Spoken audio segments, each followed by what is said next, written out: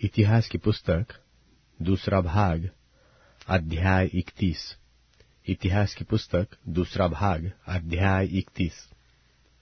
हिजकिय्याह का किया ऊंचा उपासना का प्रबंध। जब यह सब हो चुका, तब जितने इस्राएली उपस्थित थे उन सबों ने यहूदा के नगरों में जाकर सारे यहूदा और बिन्यामीन और एप्रैम और मनश्शे में की लाठों को तोड़ दिया, आशेरों को काट डाला और ऊंचे स्थानों और वेदियों को गिरा दिया, और उन्होंने उन सब का अंत कर दिया। तब सब इस्राएली अपने अपने नगर को लौटकर अपनी अपनी निज भूमि में पहुंचे। और हिजकिय्याह ने यहोवा के दलों और लेवियों को, वरन याजकों और लेवियों दोनों को प्रतिदल के अनुसार और एक एक मनुष्य को उसकी सेवकाई के अनुसार इसलिए ठहरा दिया कि वे यहोवा की छावनी के द्वारों के भीतर होमबलि, मिलबलि, सेवा टहल, धन्यवाद और स्तुति किया करे। फिर उसने अपनी संपत्ति में से राजभाषा को होमबलियों के लिए ठहरा दिया, अर्थात सबेरे और सांझ की होमबलि और विश्राम और नए चांद के दिनों और नियत समयों की होमबलि के लिए, जैसा कि यहोवा की व्यवस्था में लिखा है। और उसने यरूशलेम में रहने वालों को, याजकों और लेवियों को उनका भाग देने की आज्ञा दी, ताकि वे यहोवा की व्यवस्था के काम मन लगाकर कर सके। यह आज्ञा सुनते ही इस्राएली अन्न, नया दाख मधु, टक्का तेल, मधु आदि खेती की सब भांति की पहली उपज बहुतायत से देने और सब वस्तुओं का दशमांश अधिक मात्रा में लाने लगे। और जो इस्राएली और यहूदी यहूदा के नगरों में रहते थे, वे भी बैलों और भेड़ बकरियों का दशमांश और उन पवित्र वस्तुओं का दशमांश जो उनके परमेश्वर यहोवा के निमित्त पवित्र की गई थी, लाकर ढेर ढेर करके रखने लगे। इस प्रकार ढेर का लगाना उन्होंने तीसरे महीने में आरंभ किया और 7वें महीने में पूरा किया। जब हिजकिय्याह और हाकिमों ने आकर उन ढेरों को देखा, तब यहोवा को और उसकी प्रजा इस्राएल को धन्य धन्य कहा। तब हिजकिय्याह ने याजकों और लेवियों से उन ढेरों के विषय पूछा, अर्थात अजर्याह महायाजक ने, जो सादोक के घराने का था, उसने कहा, जब से लोग यहोवा के भवन में उठाई हुई भेंटें लाने लगे, तब से हम लोग पेट भर खाने को पाते हैं, वरन बहुत बचा भी करता है, क्योंकि यहोवा ने अपनी प्रजा को आशीष दी है, और जो शेष रह गया है उसी का यह बड़ा ढेर है। तब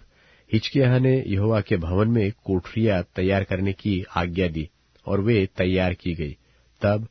लोगों ने उठाई हुई भेंटें, दशमांश और पवित्र की हुई वस्तुएं सच्चाई से पहुंचाई। और उनके मुख्य अधिकारी तो कोनन्याह नाम एक लेवीय और दूसरा उसका भाई शिमी नायब था। और कोनन्याह और उसके भाई शिमी के नीचे हिजकिय्याह राजा और परमेश्वर के भवन के प्रधान अजर्याह दोनों की आज्ञा से अहीएल, अजज्याह, नहत, असाहेल, यरीमेत, योजाबाद, एलीएल, इस्मक्याह,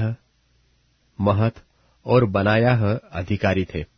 और परमेश्वर के लिए स्वेच्छा बलियों का अधिकारी इम्ना लेवीय का पुत्र कोरे था, जो पूर्व फाटक का द्वारपाल था, कि वह यहोवा की उठाई हुई भेंटें और परम पवित्र वस्तुएं बांटा करे। और उसके अधिकार में एदेन, मिन्यामीन, येशू, शमायाह, अमर्याह और शकन्याह याजकों के नगरों में रहते थे, कि वे क्या बड़े क्या छोटे अपने भाइयों को उनके दलों के अनुसार सच्चाई से दिया करे, और उनके अलावा उनको भी दे जो पुरुषों की वंशावली के अनुसार गिने जाकर 3 वर्ष की अवस्था के व उससे अधिक आयु के थे, और अपने अपने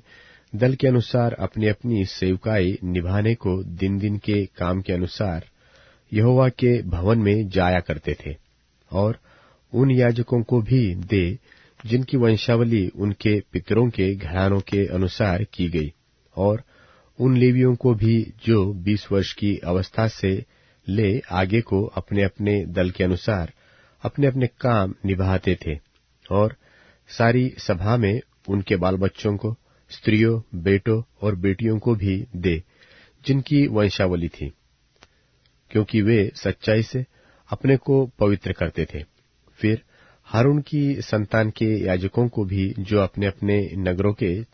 चराई वाले मैदान में रहते थे,